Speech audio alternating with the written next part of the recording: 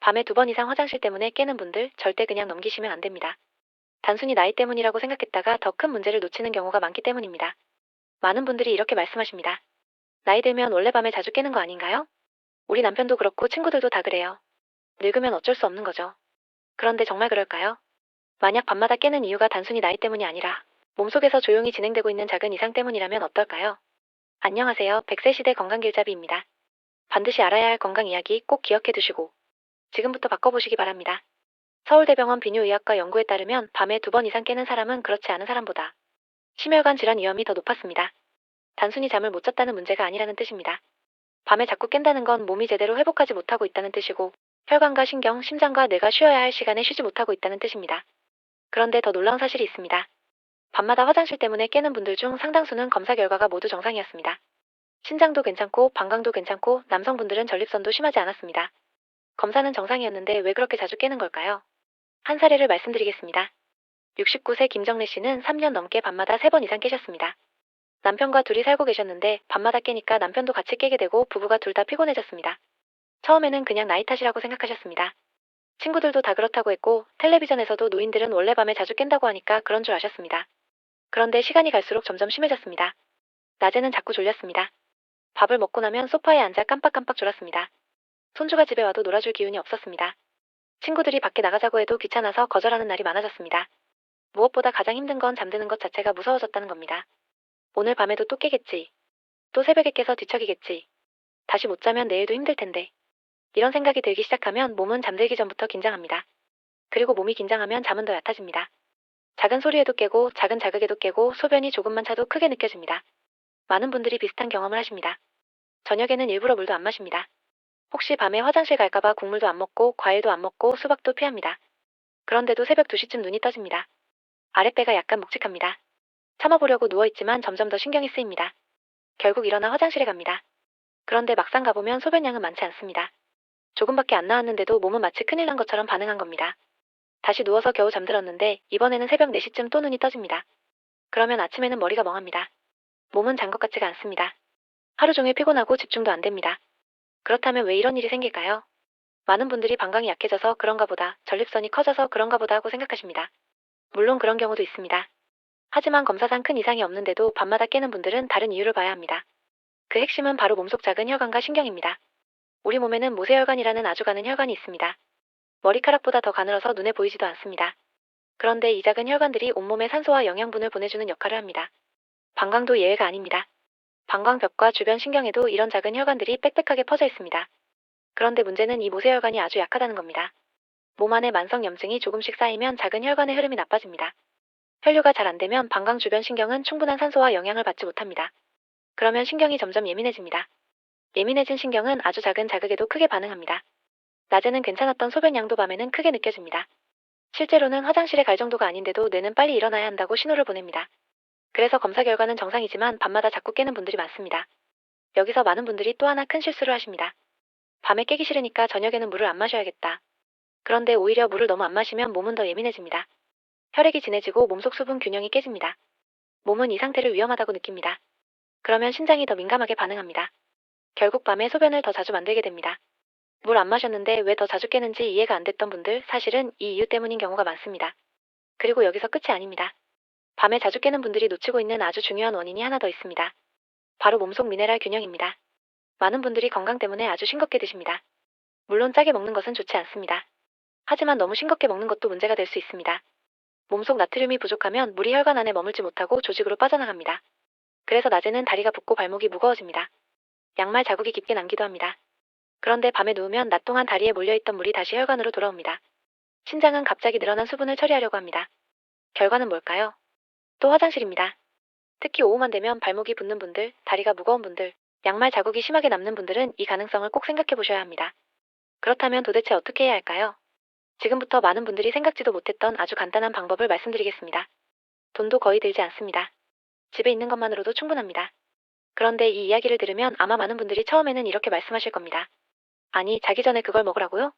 잠들기 1시간 전 따뜻한 물 1컵.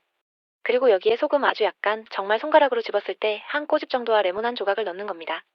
많은 분들이 이 이야기를 들으면 바로 이렇게 말씀하십니다. 자기 전에 물을 마시면 더 자주 깨는 거 아닌가요?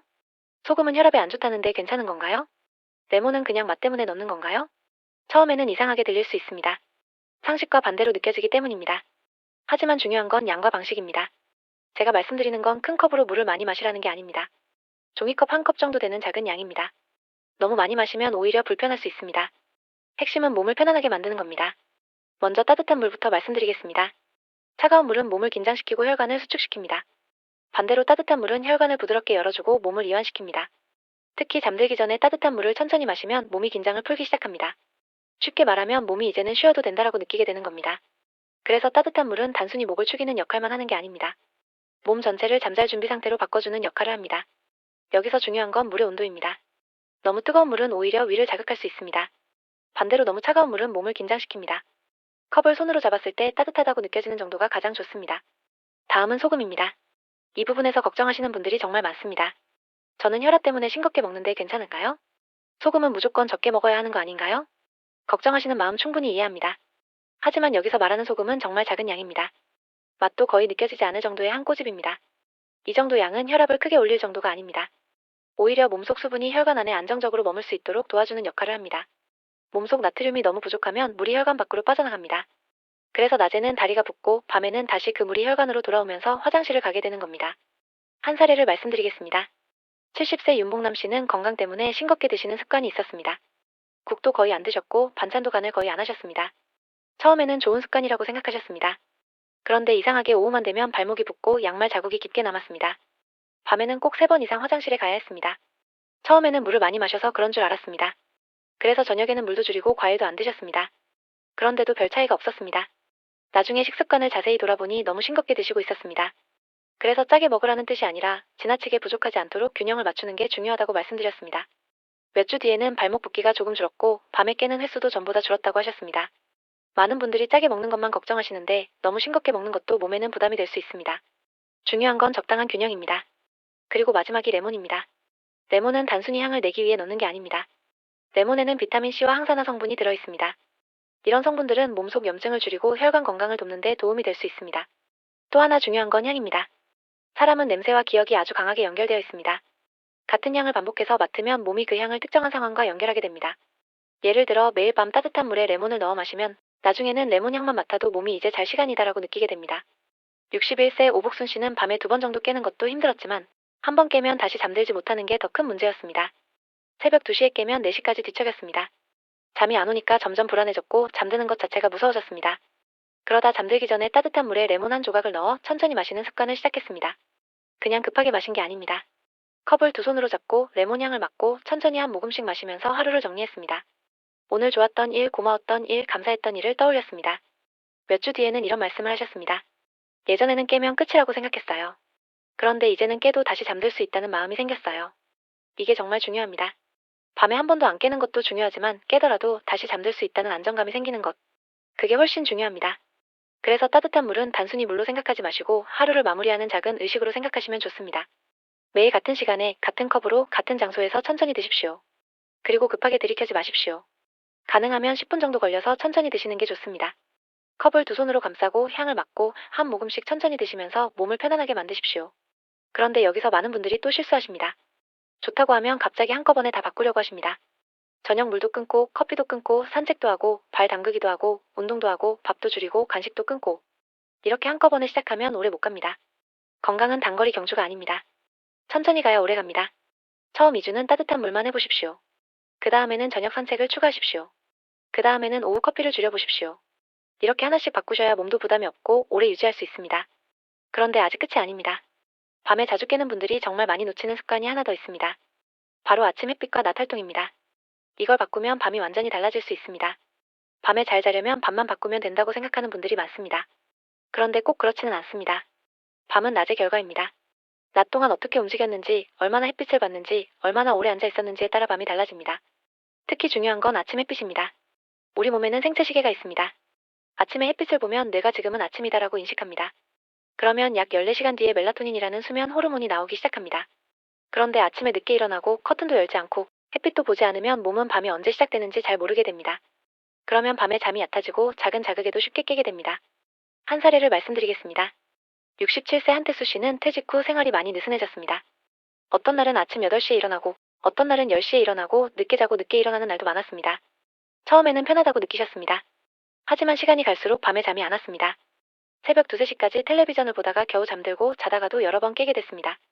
그러다 생활 리듬을 조금 바꾸기 시작했습니다. 매일 같은 시간에 일어나고 아침에 일어나면 바로 커튼을 열고 햇빛을 보는 습관을 들였습니다. 처음에는 힘들었지만 2주 정도 지나자 몸이 적응하기 시작했습니다. 밤 11시쯤만 되면 자연스럽게 졸렸고 새벽에 깨는 횟수도 줄었습니다. 낮 활동도 정말 중요합니다. 나이가 들수록 움직임이 줄어듭니다. 하루 종일 앉아있는 시간이 길어집니다. 그런데 오래 앉아있으면 다리에 물이 고입니다. 순환이 잘 안 되기 때문입니다. 그러다 밤에 누우면 낮 동안 다리에 몰려있던 수분이 다시 혈관으로 올라옵니다. 신장은 그 물을 처리하려고 합니다. 결과는 또 화장실입니다. 그래서 무리한 운동이 아니라도 괜찮습니다. 1시간에 한 번씩 일어나서 집안을 잠깐 걷는 것, 텔레비전을 보면서 발목을 움직이는 것, 발뒤꿈치를 들었다 내렸다 하는 것, 이런 작은 움직임만으로도 다리 순환은 훨씬 좋아질 수 있습니다. 72세 신옥자 씨는 무릎이 좋지 않아 하루 종일 소파에 앉아 계시는 날이 많았습니다. 밤에는 4번 이상 화장실 때문에 깨셨습니다. 그런데 하루에 몇 번씩 발목 운동을 하고 집안을 짧게라도 걷는 습관을 만든 뒤부터 다리 붓기가 줄었습니다. 밤에 깨는 횟수도 조금씩 줄기 시작했습니다.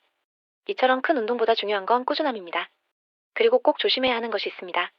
바로 카페인과 술입니다. 젊을 때는 괜찮았던 커피 한 잔이 나이가 들면 밤까지 영향을 주는 경우가 많습니다. 특히 오후 늦게 마시는 커피나 녹차, 홍차는 수면을 방해할 수 있습니다. 술도 마찬가지입니다. 술을 마시면 처음에는 잠이 오는 것처럼 느껴집니다. 하지만 새벽이 되면 오히려 자주 깨고 수면이 얕아집니다. 그래서 밤에 자주 깨는 분들은 저녁 술부터 줄여보시는 게 좋습니다. 그리고 꼭 기억하셔야 합니다. 밤에 자주 깨는 것이 모두 생활 습관 때문만은 아닙니다. 소변에 피가 섞여 나오거나 소변 볼 때 통증이 있거나 갑자기 심하게 악화됐거나 체중이 빠지고 몸이 계속 피곤하다면 꼭 병원에 가셔야 합니다. 전립선, 방광염, 당뇨, 심장질환 같은 다른 원인이 숨어 있을 수 있기 때문입니다. 하지만 검사상 큰 이상이 없고 생활 습관 때문에 밤에 자주 깨는 분들이라면 오늘 말씀드린 방법은 충분히 시도해볼 가치가 있습니다. 잠들기 1시간 전 따뜻한 물 1컵, 소금 한 꼬집, 레몬 한 조각, 그리고 천천히 마시면서 오늘 하루 감사했던 일을 떠올리는 시간. 이 작은 습관이 생각보다 밤을 크게 바꿀 수 있습니다. 밤에 한두 번 덜 깨는 것만으로도 사람은 완전히 달라집니다. 아침에 눈을 떴을 때 머리가 맑아집니다. 몸이 가벼워집니다. 낮에 사람 만날 힘이 생깁니다. 손주와 웃을 기운이 생깁니다. 괜히 짜증나고 예민했던 마음도 조금씩 편안해집니다. 많은 분들이 밤에 자주 깨는 걸 나이 탓이라고 생각합니다. 하지만 꼭 그렇지는 않습니다. 몸이 보내는 신호일 수도 있고 생활 습관이 바뀌면 좋아질 수 있는 문제일 수도 있습니다. 중요한 건 포기하지 않는 겁니다. 나는 원래 그래. 나이 들면 다 그렇지. 이제 와서 뭐가 달라지겠어. 이렇게 생각하는 순간 몸은 더 빨리 무너집니다. 반대로 아주 작은 것 하나라도 시작하면 몸은 생각보다 빨리 반응합니다. 오늘 밤부터 시작해 보십시오. 따뜻한 물을 준비해 보십시오. 소금 한 꼬집과 레몬 한 조각을 넣어 보십시오.